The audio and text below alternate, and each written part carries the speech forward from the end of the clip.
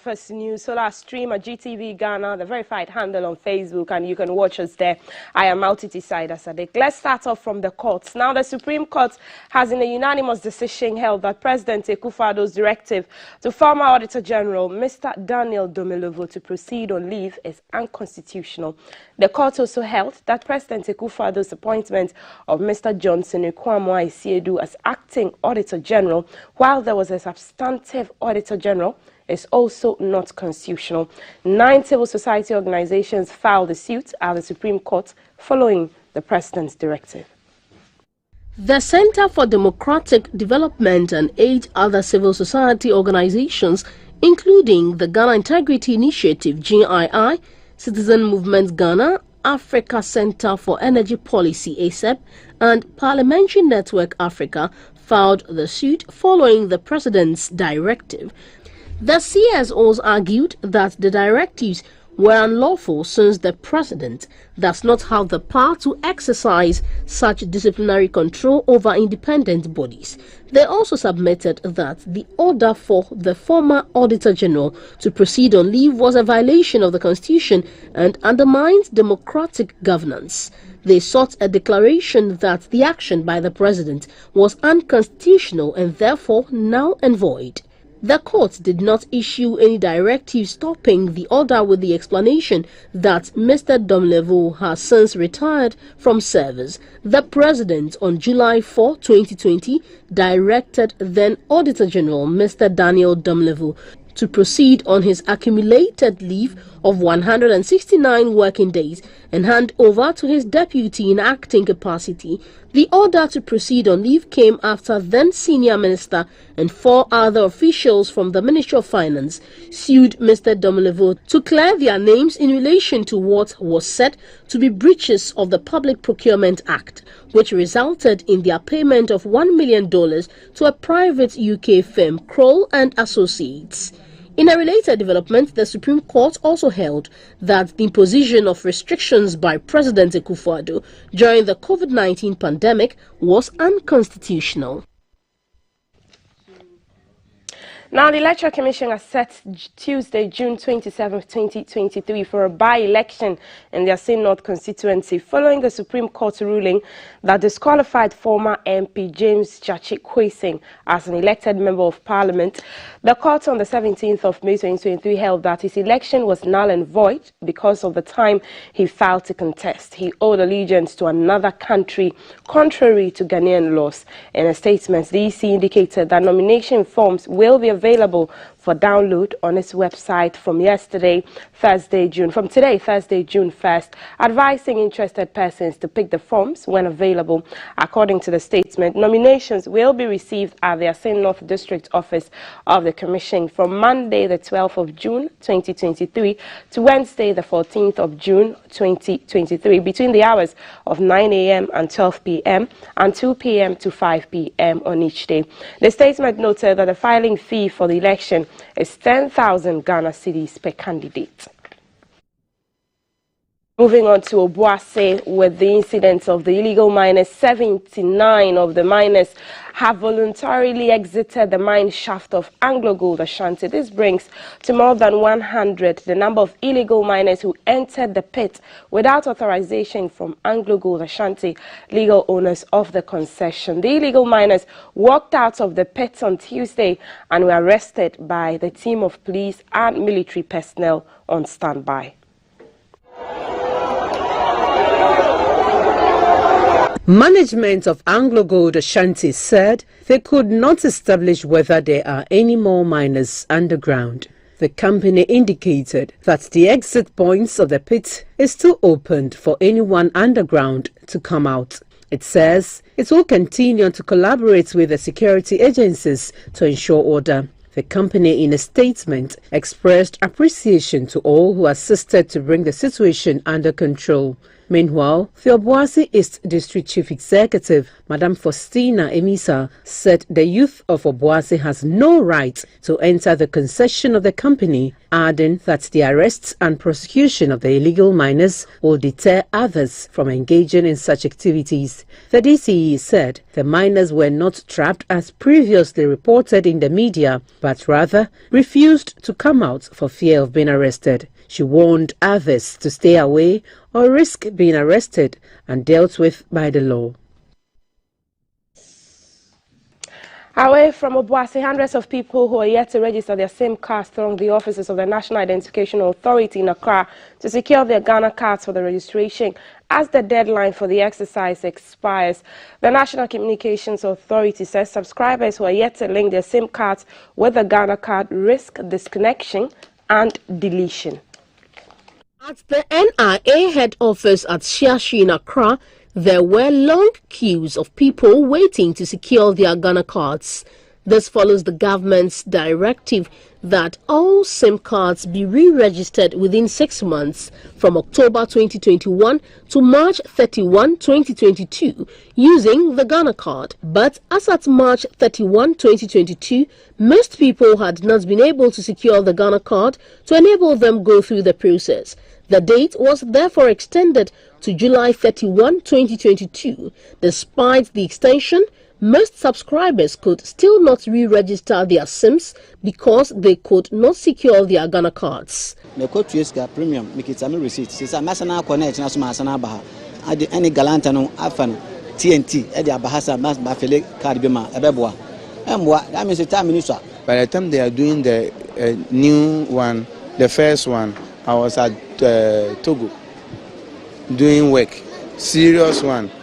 So how can I stop the work and come and do registration? Today, 4 o'clock, I'm the first person. But see, as I'm here, people come and meet me. I give them numbers, but I'm still here. You know, why? At some telcos, people queued to get their SIM cards re-registered or merged with the Ghana cards. The NCA says about 11 million active subscriber identification module cards yet to be re-registered with the Ghana card risk disconnection and deletion tomorrow, Thursday, June 1, 2023, as the deadline for the exercise expires today. Now, trading in tree crops on the Ghana Commodity Exchange platform may soon be possible with focus on cashew as a start. The chief executive of the Ghana Commodity Exchange, Tichi Ivowi, said trading in tree crops would ensure standardization, good quality and quantity of cashew, which will command premium price to ensure that farmers are not shortchanged.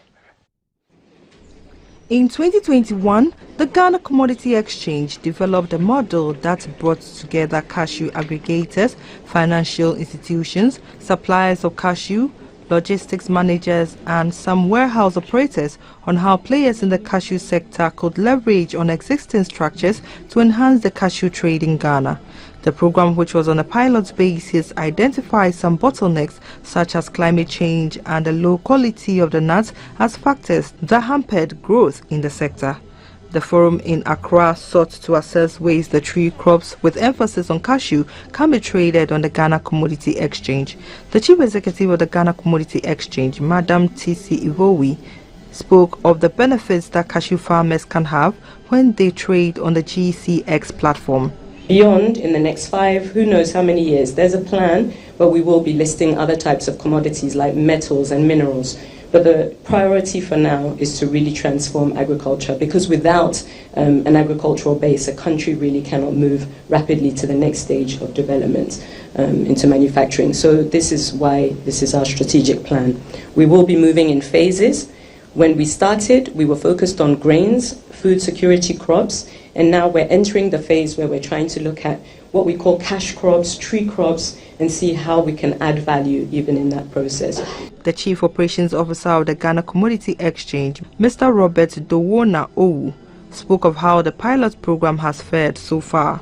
We looked at various key partners that must come together within the ecosystem to make the aggregation and process, the aggregation process and the trading process work very well. Top on that is the Tree Crop Development Authority that is mandated to develop tree crops and also see to the regulation of trading of tree crops. And cashew is one of the tree crops. There are other institutions like the MMDAs in the model. We have MOFA in the model, the Securities and Exchange Commission, which is the apex regulator of the capital market in the model, and then GCX itself managing these warehouses with private warehouse owners, among others. The country director of the WFP Ghana, Madam Barbara Tulu Clemens, applauded the GCX for the application of innovation and encouraging value addition to the produce that are traded on its platform. Away from agriculture, the Ghana Revenue Authority has embarked on a swoop to some parts of Accra, where managers of 6 businesses were apprehended for failing to comply with the VAT laws.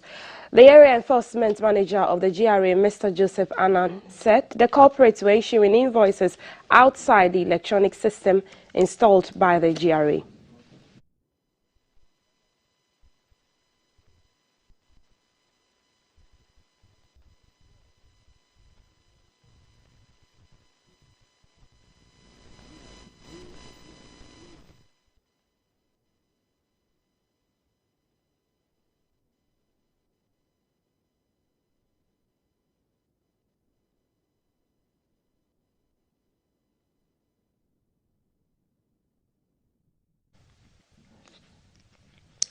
Now, a 6-point agenda outlined by President Akufo-Addo is to be adopted to protect, preserve and maximize the benefits of the country's blue economy. These are prioritizing sustainable management of the ocean, deepen strategic partnerships for enhanced ocean habits, deliberate and smarter investment into ocean action, investment in research, technological advancements, and innovation, as well as recognizing interconnectedness and international collaboration.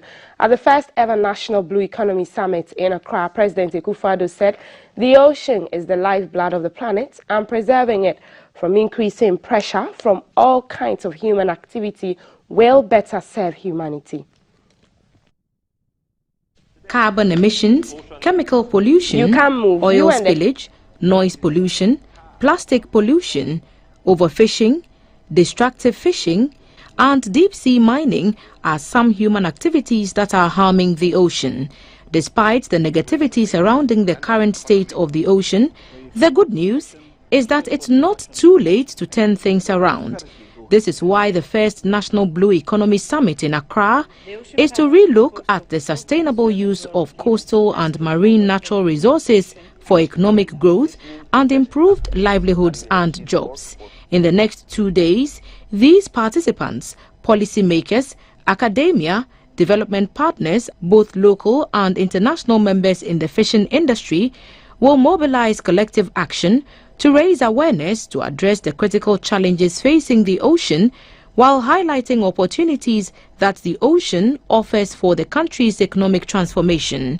The Volta Regional Minister, Dr. Archibald Lecha, said a deliberate and strategic plan is needed to protect the ocean and take advantage of the blue economy. I am convinced that the ocean is the future of our national development and will be central to the transformation we so dearly desire. On behalf of the Gamanche, Nikwa Odonko of Asere said the Gadangme people will support government's efforts to protect and preserve the ocean. Our beautiful beaches have become an eyesore with the menace of plastic litters, rising sea levels as a result of climate change. It's also coming with its threat and damage to property, human life and infrastructure, especially to the coastal communities due to tidal surges.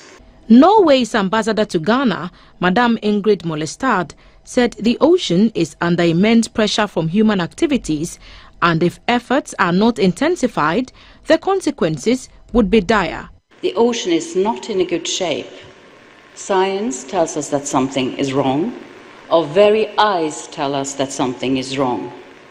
And as Dr. Owusu said before, since the ocean doesn't have a voice, we must be its voice.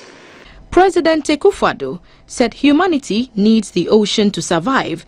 Therefore, its preservation and protection must be the responsibility of all. The ocean is the life source of our planet. A healthy ocean, human well-being, and sustainable ocean management are inseparably interconnected. Let me therefore use this opportunity to call for a renewed commitment to SDG 14, Life Below Water. The ocean must be at the heart of all our decision-making. We must walk the walk by making greater commitments to the ocean. The National Blue Economy Summit has the theme, Our Ocean's Health, Our Prosperity, Our Planet's Security. The over 300 participants at the summit are expected to come out with workable tools to help preserve the ocean while maximizing the benefits of the blue economy.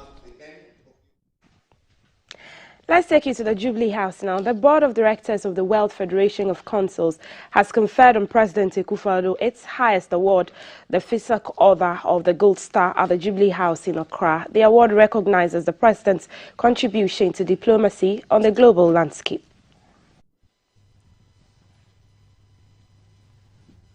The Honorary Consular Corps in Ghana hosted the first Pan-African Conference in Accra, which attracted participants from across the world.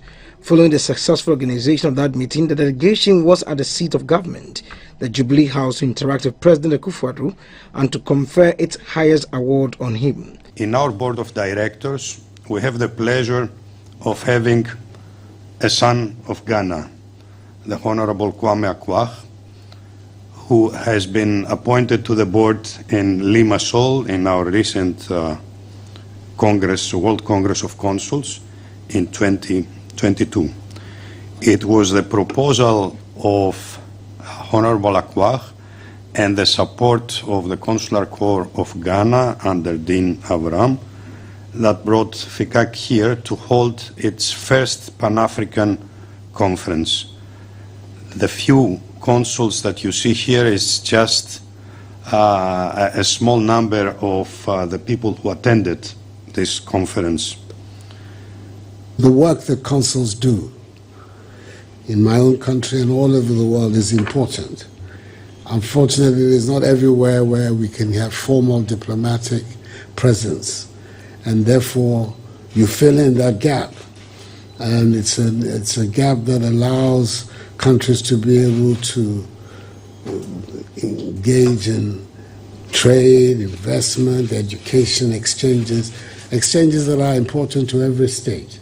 And the Consular Corps here in Ghana has been particularly active and very, very productive for the Ghanaian state and people. We appreciate it. But on top of everything, apart from the concerns that you have, putting emphasis on women in this diplomacy, etc., the first time that a Pan-African conference of this should be held in Ghana is a big honor to Ghana, and we appreciate and are very grateful for that. The World Federation of Consuls was established in 1982 with its headquarters in Brussels, Belgium. It is recognized by the UN, EU, US, and Organization of American States. Away from the Jubilee House, former President John Dramani Mahama has called on South Korea to partner Ghana to strengthen trade relations between the two countries. Former President Mahama made his call at the 2023 Korea-Africa Business Summit in Seoul. The summit, according to the Korea-Africa Foundation, provides a valuable venue for enabling rich and in-depth discussion around several key issues, including finance, innovation, and youth entrepreneurship, trade, industrialization, energy, and resources. The former president is in Seoul at the invitation of the Korea-Africa Foundation to participate. To learn that Korea is working on strengthening its cooperation with Africa through a biannual Korea-Africa Summit, which will create an inclusive dialogue with Africa on the best ways to build on this relationship. A collaboration between Ghana and Korea, for instance, could use Ghanaian lithium to build batteries for the EV revolution taking place in the world, which will be mutually beneficial to both countries. Again, Korea is a leading shipbuilding nation.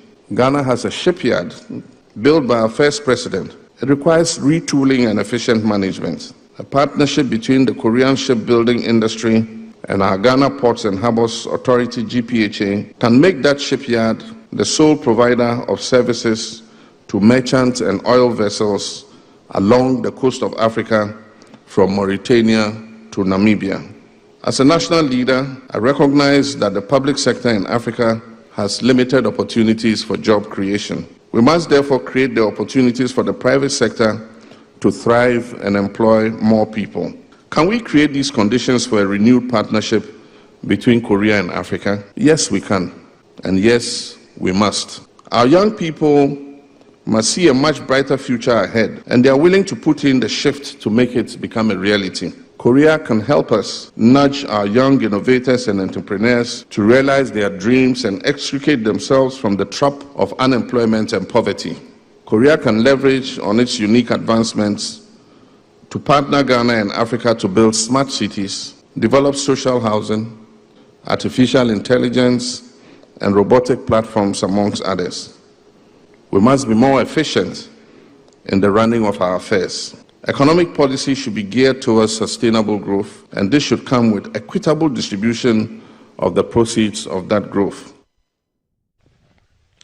And to rather unfortunate circumstances, tributes are pouring in honor of the late Ghanaian writer, Professor Ama Ata-Edu, one of Africa's most celebrated authors and playwrights. The prolific writer depicted and celebrated the condition of African women in works such as Changes, The Dilemma of the Ghost, and Our Sister Killjoy. But that was not important. Beauty does not play such a vital role in a man's life as it does in a woman's, or so people think. Before the number of rising female literary stars out of Africa, Professor Ama Ata-Edu was blazing trails. Over the 7 decades of her career, the late Ghanaian writer Ama Ata-Edu has published award-winning novels, plays, short stories, children's books, and poetry, and influenced generations of African women writers. She has received international recognition as one of the most prominent African writers of the 20th and 21st century. Ama Ata-Edu inspired a whole new generation of women and men from both the African diaspora and beyond, particularly reminding the African child of their identity and what it means to be an African. She was born as Christina Ama Edu into a royal Fante family in Ghana in 1942. Ama Ata-Edu had a penchant for storytelling, an interest that developed when she was a little girl living in a Fante royal household. According to her family, the poet, playwright, and academic died peacefully at home. Professor Ama Ata-Edu attended Wesley Girls' School in Cape Coast from 1961 to 1964. After high school, she enrolled at the University of Ghana, Legon, where she obtained the degree of Bachelor of Arts in English and wrote her first play, The Dilemma of a Ghost, in 1964. The play was published by Longman the following year, making her the first published African woman dramatist. She also served as education minister in the early 1980s, but resigned when she could not make education free. After her 18-month foray into politics, she went into self-imposed exile in Zimbabwe for a time and became a full-time writer. In 2000, recognizing the needs of women writers, she established a MASEM, which means Women's Words in a Can, a foundation dedicated to promoting the work of Ghanaian and African women writers. She was 81. Professor Ama Ata-Edu will be missed. Now let's take it to the foreign front. Burkina Faso's prime minister has ruled out negotiations with jihadist insurgents who control parts of the country, while suggesting that security risks could delay the country's return to civilian rule. His comments follow the death of about 40 people, including army auxiliaries, during 2 attacks by suspected jihadists.